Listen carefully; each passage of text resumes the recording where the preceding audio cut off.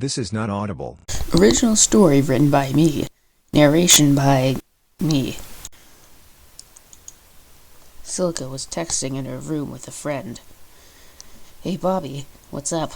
she texted. "Nothing much. I kinda want to go exploring," he responded.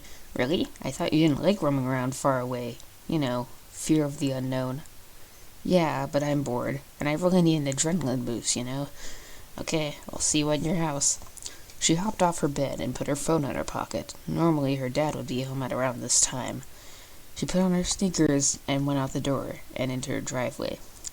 He must be working overtime or something, she thought. Bobby's house was on the corner of the street Silica lived on. She searched the oncoming cars for her dad's, but it never came. He worked at a factory at the edge of town. He usually arrived at home at around 5 o'clock, but it's now 5:30. She knocked on Bobby's white-painted door. He was taking a while to answer. Banging noises were heard from behind the door. Silica was startled when it shot open suddenly.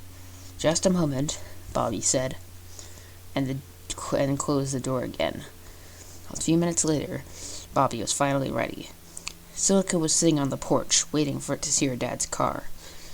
"All right, let's get the others," Bobby said excitedly. Bobby is known to break his cowardly personality by gathering everybody to do something daring, but completely bailing on it midway through. He and Silica silently walked over to Jessica's house. Jessica pretty much lived in her 2-story townhouse like it was a mansion.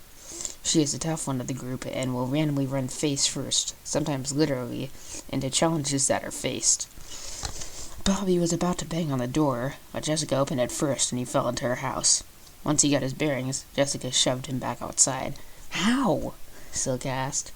"I was spying on people through the peephole, but then I saw you guys coming. What do you want?" She responded gruffly. "Well, Bobby said. "Me and Silica are going exploring. Wanna come?" "Yeah, whatever," she responded.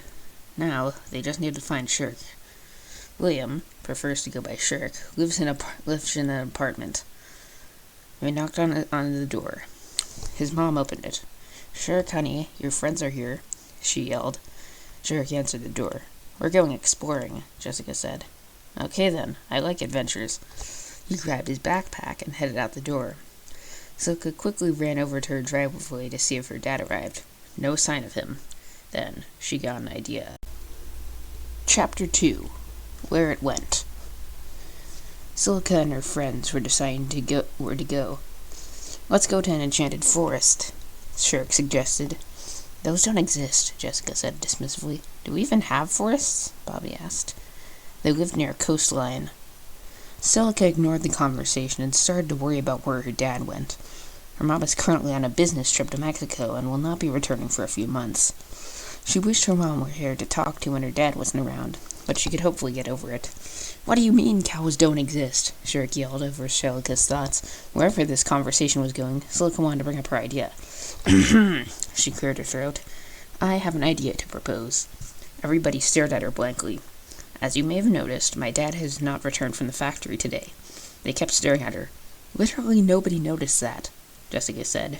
Ignoring her, Silica continued. "I'm thinking we should check to see if he's... We're not going to the factory. That's silly," Bobby interrupted. Silica gave him a disapproving look. "Ooh, what if the factory's haunted?" Shirk pointed out. Jessica sighed, about to protest but realizing that wouldn't change him. "Come on, guys. We can only go for about 5 minutes, then go somewhere else," she said. "Fine," Jessica said in response, "but only for 5 minutes. I'm timing it." She got out her phone and supposedly prepared a stopwatch app. After 10 minutes of walking in silence, they arrived at the factory. The factory was a big brown block of metal that contained all the machinery to help run the small town that they lived in. Something felt off. Usually the area around the factory was completely dead, all the plants killed by all the chemicals. But this time, there was foliage just about everywhere around the place. "Huh," Silica said. "I guess they went eco-friendly." She hesitantly walked up to the large entrance doors. Normally, people aren't allowed to go into these doors, but Silica had special access because her dad worked there. She pulled the door open, expecting to see busy workers. Instead, there was a barren, empty room. She was startled to find all of her friends directly behind her, staring into the place with the same disturbed look. They stood there in silence for a few minutes. "Well, I'm going to set the timer now," Jessica said, breaking the silence. They all walked into the now abandoned factory to find there was some foliage growing around inside the place. It seemed as if it had been sitting there for decades and was just now being uncovered. "My dad never said this was a clean workspace," Silica pointed out. "Hey guys, check this out," Shirk yelled from one side of the room. He had a poster that stated, "Mon Pop Flower Shop reportedly closed after FDA discovered human ashes within the soil of certain plants. Flower shop owners deny knowledge of why this happened." "Spooky," Shirk said. Jessica recorded, "Oh, be quiet. This article must have been made but then she stopped. "This article was made today." Everyone gathered around to read the article. "I mean, worst case scenario, they killed people and put their ashes in the soil. But that isn't affecting us," Shirk reassured them. Silica nodded, but was worried about the foliage growing inside and if it had anything to do with that incident. She was also wondering how fertile human ashes were. Sometimes unexpected events make you think about things you never thought you would think about. Chapter 3. Not Alone. After looking around for a bit, Silica realized that it's very possible her dad went to pick up takeout dinner and was taking a while. "You know what, this is silly. My dad probably went out to go do something after work. Let's call it a day," Silica said, feeling embarrassed. Jessica was about to agree, but then she was interrupted. "Nah, that's okay, Sil," Shirka said. "This place gives me the creeps." Jessica sighed, knowing this would mean more walking around for no reason. She wasn't afraid of the dark, she just didn't like it because she would keep bumping into things, or at least that's what she told her friends. The group continued searching through the area, and weird things started happening. A loud humming noise erupted from the vents. Silica immediately pointed her flashlight on it. The humming was accompanied by banging. It got louder and louder. Suddenly, the humming stopped, and Silica searched the room in the dark to find any evidence of something happening. She would have screamed, but she felt petrified. Suddenly, Bobby let out a blood-curdling scream. "Ack! Get off!" The buzzing was loud now. Silica shined her flashlight on Bobby to find a large June bug bumping into his face. The rest of the group let out a sigh of relief. "Oh, don't be such a wimp, Bobby," Jessica said, flicking the bug off to scare it. "It's just a silly June bug." Bobby just looked traumatized. He tried to say, "Use your words," Silica said teasingly. Bobby didn't like bugs, especially the big ones. He just started walking away. "Where are you going?" Silica yelled. "The exit," Bobby yelled back. He started to walk away again, until he was no longer visible. "He does realize that's not the exit, right?" Shirk asked. "Just let him go," Jessica said. "He'll eventually get scared and run back to us." Bobby realized he was not in the right direction, and he had wandered off to some unknown corridor. He was considering turning back, but the rest of the group would think he got scared and ran back. Not today. He was approaching a large room that would be a good place to hide. It was also bright in there because the skylight on the ceiling and the top of the walls. In front of him was a big metal garage door. Maybe this was an exit. He searched for some kind of power switch. There wasn't a switch, but there was a control panel with a bunch of buttons. He looked at the weird switches. Something had to activate this, he thought. He tested a button, closed the blinds, and cut off the light. Panicking, Bobby pressed it again, and a loud alarm went off. Great, he thought over his panic. Now he had no lights, and there was an alarm to attract whatever was causing him so much terror. He quickly pressed the button to turn off the alarm. The loud silence turned off, and his ears were ringing in the dark. He pressed a nearby button, and the blinds opened up again. He literally felt his panic leaving his body. After he got his bearings, he saw a switch that said door. Thinking that meant the big one, he flipped it. The big garage door slowly and noisily opened the door. He expected to see beautiful light, but instead got darkness. It was a large door that led to another corridor. He gingerly stuck his head into the hallway. "Hello?" he yelled, instantly regretting it. He stood there, frozen in suspense. He awoke from his terror freeze when he heard a loud banging on the window. A June bug couldn't have hit that loud. Bobby dashed out of the hall and saw a humanoid silhouette scurry across the skylight.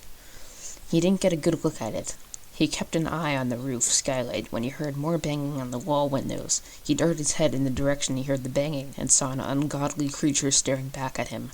He didn't dare make a noise louder than his own heartbeat. It cocked its head to the side. It was clearly a predator, and Bobby was now the prey. Chapter 4. They arrived. Bobby had been staring at the thing long enough to become familiar with its physical anatomy. It had a long, sharp beak or tooth sticking out of its head. Its head looked like a skull, with empty black eyes. The rest of its body was gray and fuzzy. Bobby could have sworn seeing wings. He hoped it was friendly. A long pink tongue shot out of its toothed beak similarly to an anteater. "What are you?" Bobby eventually yelled. The thing did not reply, but it started tilting its head backwards. Bobby backed up slowly.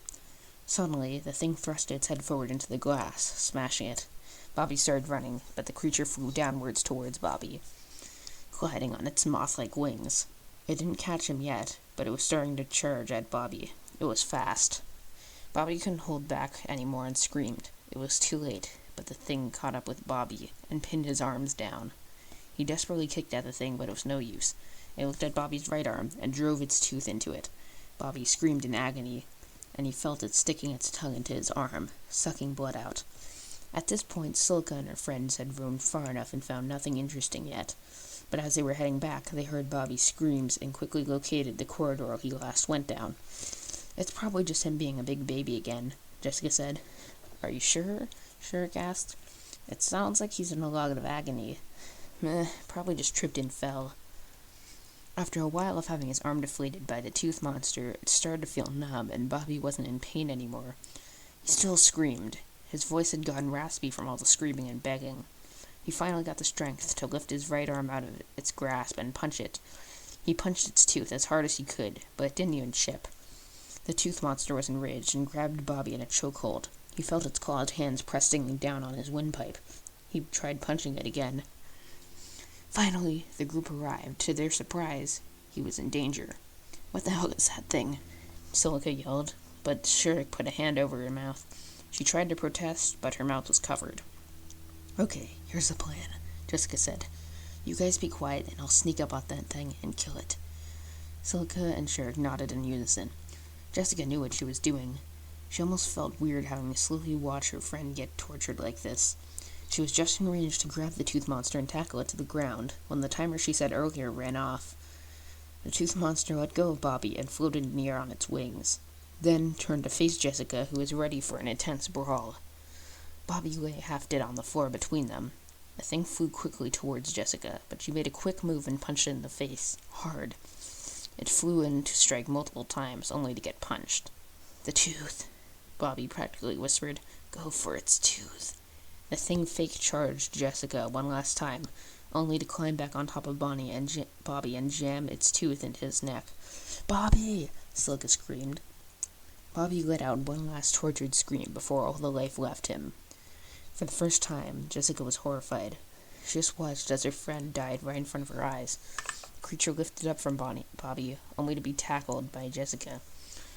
It tried to get back up, but Jessica slammed its face into the ground over and over again, until its tooth had completely shattered. But Jessica just kept slamming it until all of her energy had vanished. She then kneeled next to Bobby's dead body. "Why did it have to be him?" she whispered to herself. Silica and Shirk were still stuck in place. Jessica almost started to tear up, but then she stood up and walked towards the others. "Come on," she said. "Let's get out of here." Chapter 5. He arrived. Silica was still in shock. Bobby was gone. Not like if he had gone away on vacation. He was gone forever. She wished he could have been there for at least a few seconds more. She wished there had been some kind of warning. Jessica stoically led the way. She was also bummed, but wasn't showing it. Shirk said. Jessica stopped to turn around. "We've been walking around for a long time. Do you know where you're going?" Jessica sighed. "Of course I don't know where I'm going. I'm just walking around until I find an exit." Shirk didn't respond, and they just kept walking around aimlessly. "Did you guys hear that too?" Jessica asked. They both stopped and listened, but they didn't hear anything. They shrugged and kept walking. Silica had heard something from behind the walls. It sounded like slithering. I mean, I wouldn't be surprised if another tooth monster jumps out and tries to kill us, Shirk said. But this was different, Silica explained. I heard slithering, like a large snake. Jessica stopped. Oh, great. Now this entire factory is filled with an assortment of beasts that I don't have time for, she yelled. We just have to get out of here, quickly. Silica and Shirk looked terrified after she said that. What? She asked, then turned around to see it moving along.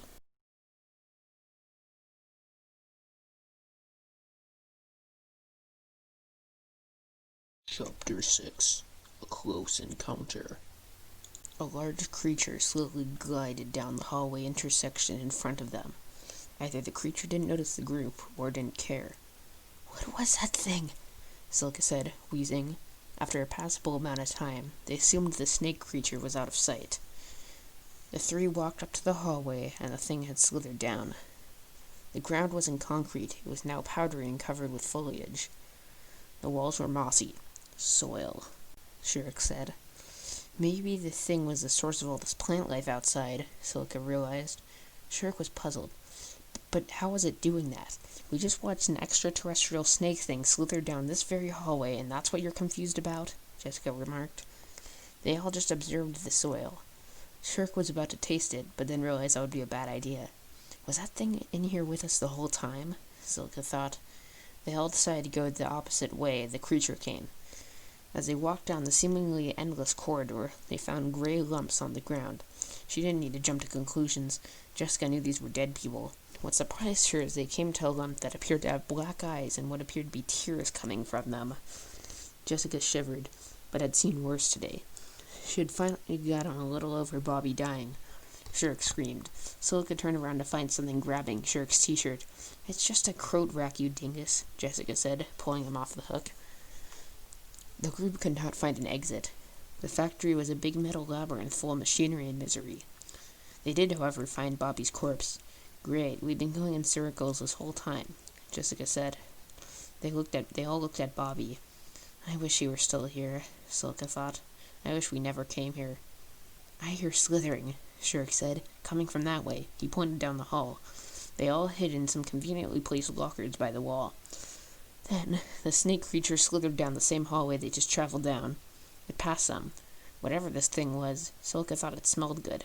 As it passed, a strong soapy aroma filled the air. Probably some kind of lure, Silica thought. Keeping an eye on it as it passed, it stopped at the end of the hallway, looked down at Bobby's corpse, and proceeded to slither over it. Oh no, Silica whispered as quietly as possible. The creature slithered over the corpse a bit, then came back the way it entered. Bobby was now a gray lump of ash with crying eyes. Silica remembered her pollen allergy when her nose started to tingle. She did her best to hold in a sneeze. It would have made more noise at this point to keep it in, and Silica let out a sneeze. The creature happened to be right outside her locker. It stopped, and slowly turned towards the locker. Silica got a look at its face. It had a large, wide, smiling mouth with crooked teeth, and a head full of branches. It had no eyes. Its body was completely black. It stared at Silica's locker for a while. She expected the door to open and her being grasped and shoved into its deadly roots. But the creature didn't do that. It turned back in the direction it was originally going and moved off. Once it was surely out of sight and earshot, the group opened their lockers. I'm going to punch you, Jessica yelled. You're very lucky that thing didn't pull you out and kill you. Silica just whimpered and started to cry. Jessica ignored her and continued on, Silica in the back. These were chaotic times. Chapter 7. The Compost. When Silica had stopped sobbing, she continued on with the others. They had to find a way out of this place. They had checked every spot they had been before, yet still could not find the exit. Something finally clicked. They needed to find a map of the place. The group had memorized the building completely and had known where all the maps were. They just never thought to look at them. When they arrived at one of the map locations, Shirk examined it. The other two waited. Okay, Shirk said, acknowledging the map's instructions. Come on, we don't have all day, Jessica said, realizing it was probably nighttime. Okay, Shirk said, ignoring Jessica. All we gotta do is take 2 rights, straight forward, a left, and the exit should be right in front of us. I'll lead the way. Being lost anywhere is stressful, but being lost and stuck with a hungry monster that probably wants you dead is worse. They knew when it would come based on the slithering and soapy scent, but there was nowhere to hide. They just had to be lucky and not encounter it. What are all these hallways for anyways? Shirk asked. Are there just empty rooms with no rooms? Nobody answered. By now, almost all the ground was soil. They were almost at the exit. Just one more turn and they would be there. They turned the corner and saw the beautiful exit. But one problem, it was covered in dirt. I think it knows we're here, Silica said. Jessica walked up to the mountain of soil and clawed at it, but it wouldn't come off. She backed up. Let me try, Shirk volunteered. He charged full speed at the dirt pile, but it was stuck. Before Shirk could finish, the dirt rumbled. The snake monster emerged. Shirk backed away as fast as he could, but the monster didn't waste any time and grabbed him. It started shaking him for some reason. Help me, he tried to say, but it was hard when being shaken around. Jessica approached the creature, but then it hissed and tossed Shirk on the floor and slowly started to run him over. Silka tried to tackle the thing, but it picked her up and lifted her above its head. Jessica was too high in the air to reach it, and could only squirm helplessly as she watched her only other friend die. Silka ran. She was helpless to stop the creature. Shirk made a sound of somebody throwing up in slow motion, and then vanished under the creature. Once Shirk was a blob of ash, Jessica was next. It held her down and started filling her mouth and nose with mud. She choked and suffocated. She tried to scream, but couldn't. Mud filled her ears.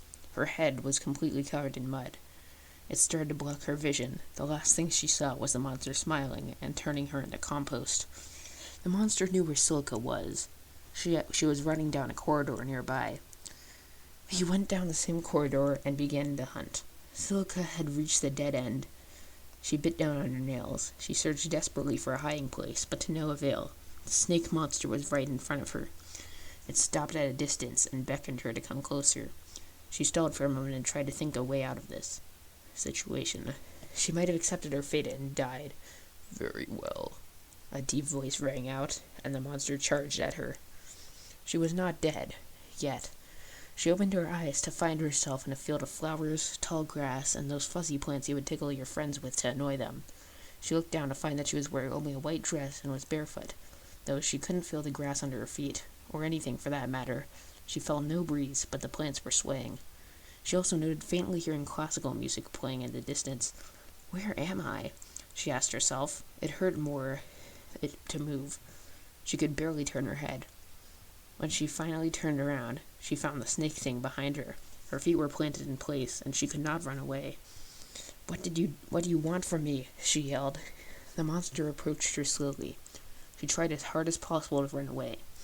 The ground behind the creature did not turn to soil because there was already plant life there. It stopped right behind her and said, "Compost." She then felt dizzy and fainted. When she woke up, she was in a sack. Had he kidnapped her? Somebody opened the bag and she saw her dad dragging her in the sack. Why was her dad here? He tossed the sack on its side. This would have hurt Silica, but she couldn't feel it. She couldn't move and felt every atom of her body individually.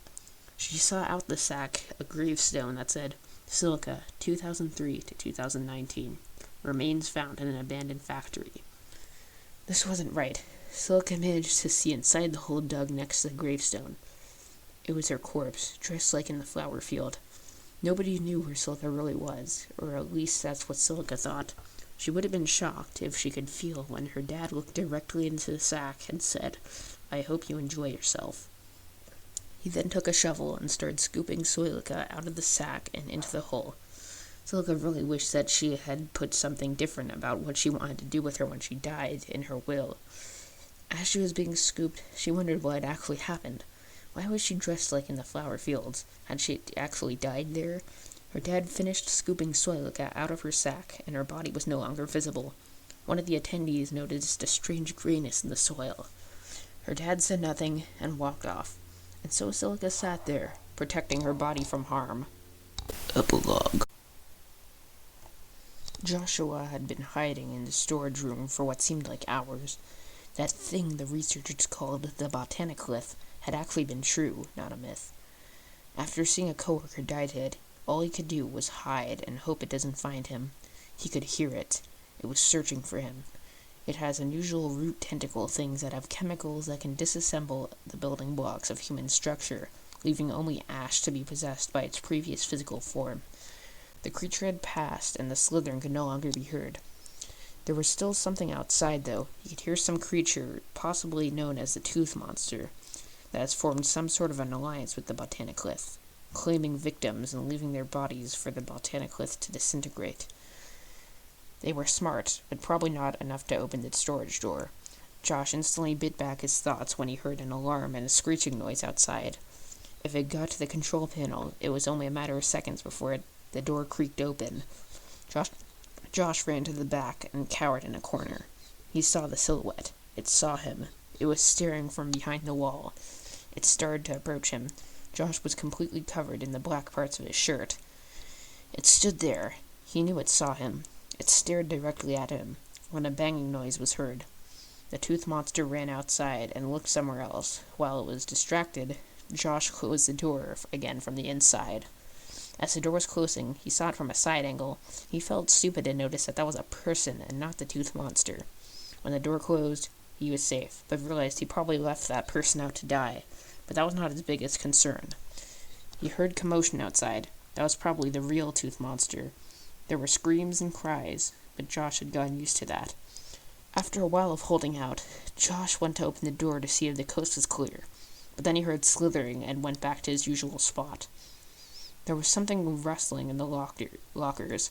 Might have been the botaniclith searching for his next victim. Josh heard a particularly loud sneeze. It sounded feminine. The sneeze might have been the last one that person ever had, but no screams were heard. He heard the slithering get quieter, meaning the botaniclith had retreated. While it was safe, Josh exited the garage. There was a lot of foliage and soil covering the floor. This was an effect of the botaniclith.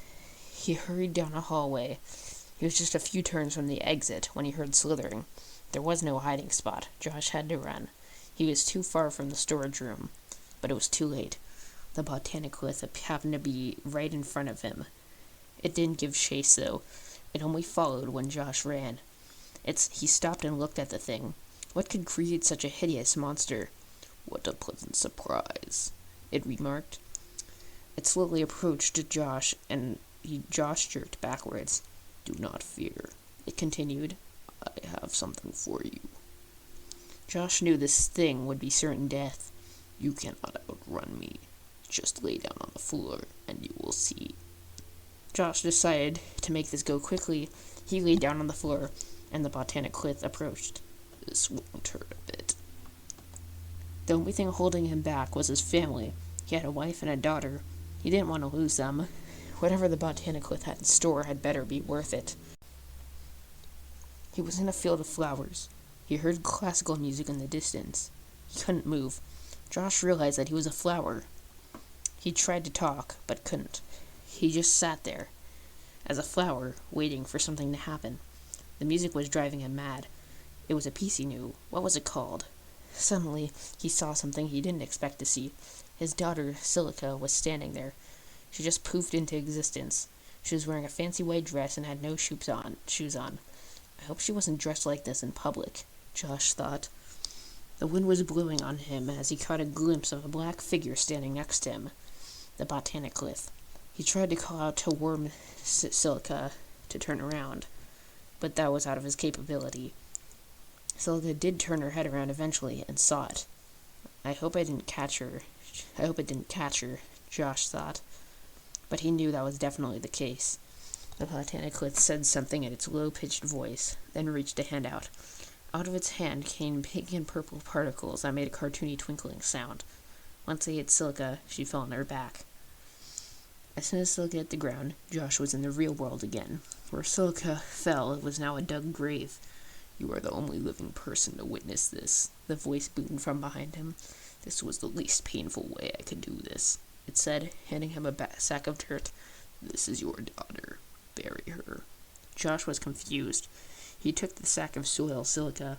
Was the botanical being merciful? It disappeared into the ground.